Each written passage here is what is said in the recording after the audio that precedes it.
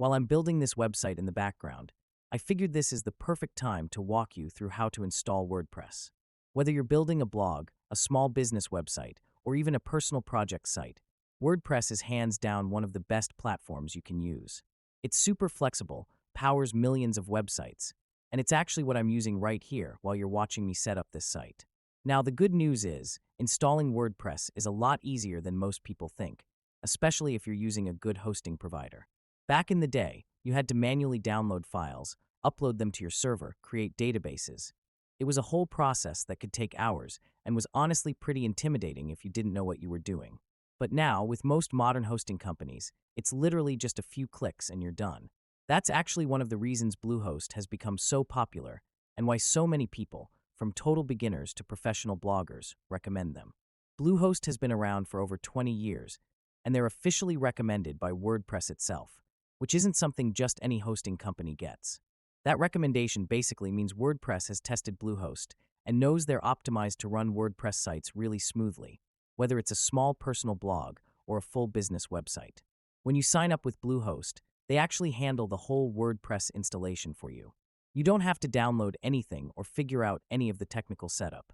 As soon as you create your account, they'll ask you a couple of quick questions, like what kind of site you're building and what you want to call it, and from there they install WordPress automatically. That means within a few minutes, your site is up and running, and you can just log in and start customizing it. If you're using a different host, like SiteGround or HostGator, the process is usually pretty similar. Most hosts these days offer what's called one-click WordPress installation, which is exactly what it sounds like. Instead of you manually installing all the files and creating databases, which is basically the behind-the-scenes container where all your website content lives, you just click a button and the host does all that for you. That said, I always tell people to be careful about who you choose for hosting, because even though the actual WordPress installation is easy, what really matters is what happens after that. Some companies are super cheap upfront, but cut corners when it comes to things like customer support, site speed, and reliability. And when your site is down or running slow, that's when you realize the hosting you picked actually matters a lot more than you thought. That's another reason Bluehost gets so much love.